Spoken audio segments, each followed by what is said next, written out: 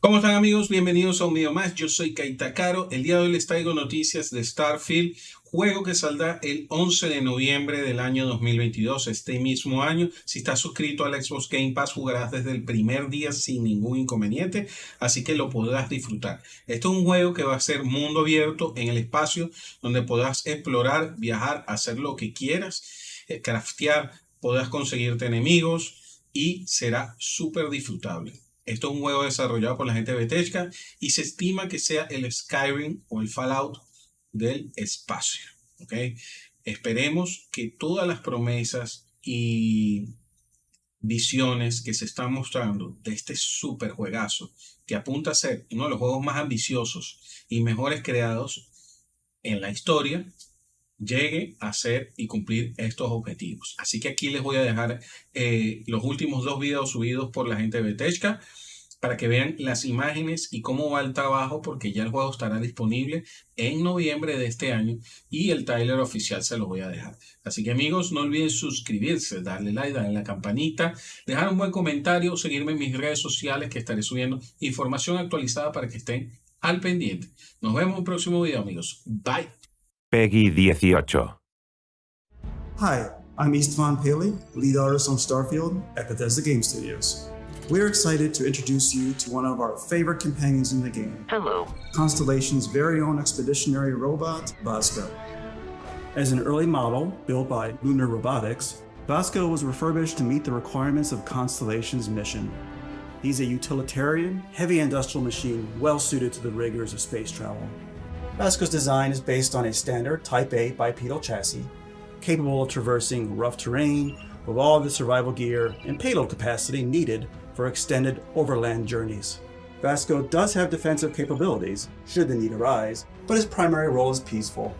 He wears the white and red livery of Constellation, though many years in the field have worn the paint and dented a few panels. How can I be of assistance? But he's still the reliable companion that an intrepid explorer like yourself can depend on.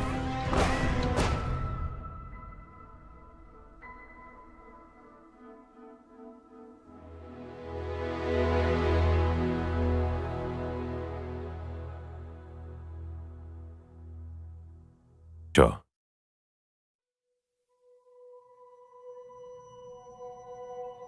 I think the one thing people underestimate about video games is that people think it's just playtime. But I always say that the one thing video games can give you that nothing else in entertainment can is that feeling of pride, right? Look what I did. And even though we want to make a game that is very big and is very long, you can play for all of those years. It's all the paths you didn't take that make it special to you, that you feel like when you finish that quest, that you feel that you accomplished something that week. The people who love video games can always say like, you know, what'd you do today? I saved the world.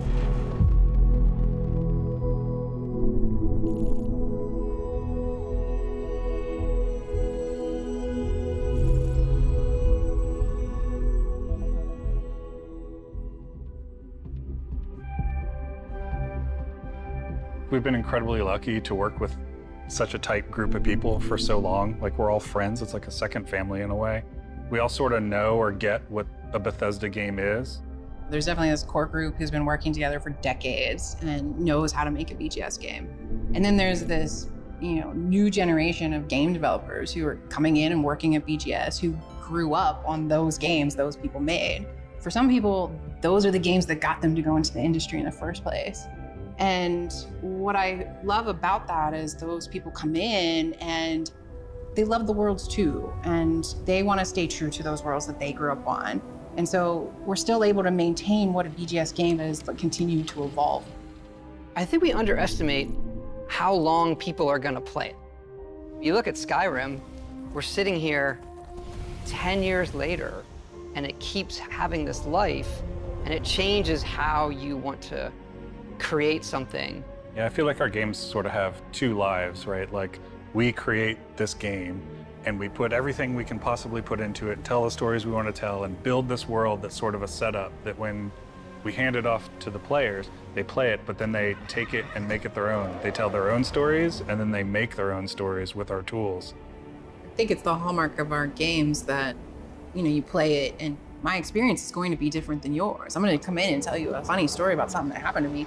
You may never have seen that because just a confluence of events. And I think that helps with the longevity and it helps with that feeling of community in a lot of ways. It is a world that you get transported to that you can really make your own. And that's where, for me, the magic is, to do it for 2 decades and close to that for so much of our group, there's a big trust there that we know how we solve certain things together. We were doing Morrowind and looking at what we might do after that and beyond that. And we had a list of what are the other types of worlds we want to go to. And obviously Fallout was at the top of the list, if we could do that, and that, magically, luckily came true for us. And right behind that was, science fiction. Going to space, I think there's a magic in just defying gravity and taking off from a planet. It's extremely difficult human endeavor.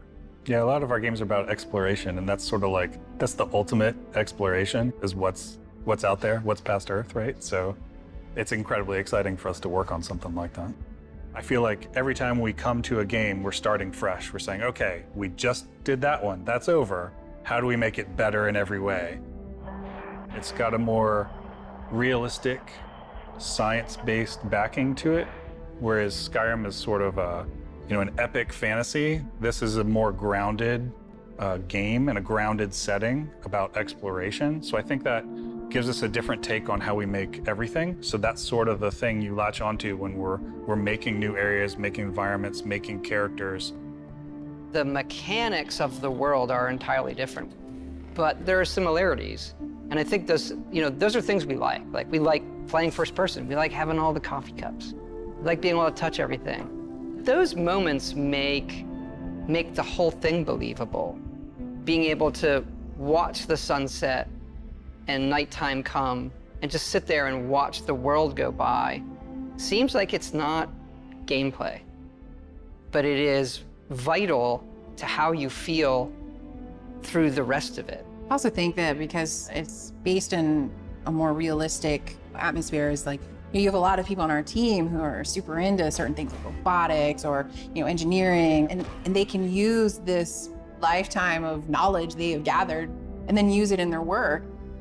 Everyone comes from these different areas and brings stuff to the game that can make it in, and it all matters.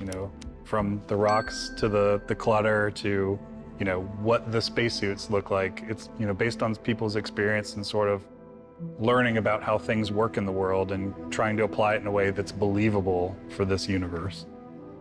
Yeah, it starts feeling so real to us. All you're saying, we do all that stuff, but then concepting everything they eat, or the toys the children play with, or what are their bedtime stories? What is their art? What is their history? What is their entertainment?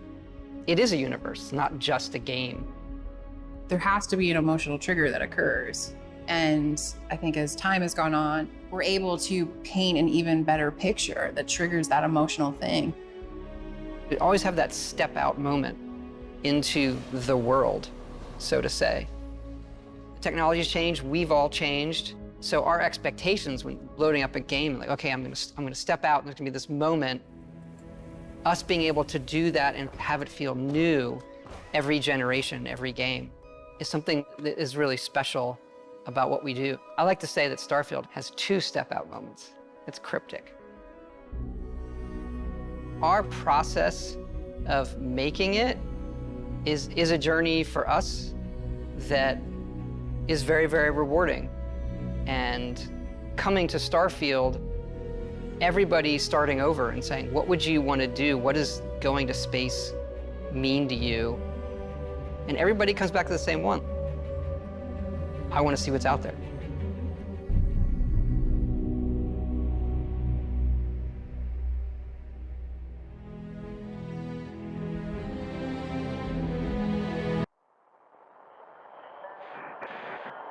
Constellation Starship Frontier, we have you on scanners. Performing remote systems check. Helium-3 tanks checked. Seals are intact.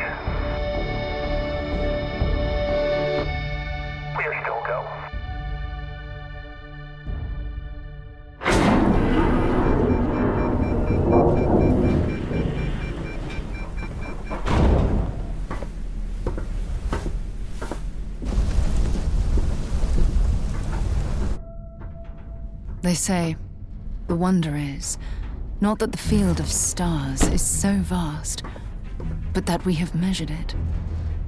You're part of Constellation now. Part of our family. What you've found, it's the key to unlocking everything. We reach your constellation. This is all we've been working towards. Jemison route looks good. We've come to the beginning of humanity's final journey. Prepare for departure. Graviton loop array spool check. Your space lane is clear. That's why we're here. Main engines go. Ignition. To discover what's out there. Good luck, Constellation. You are go for launch.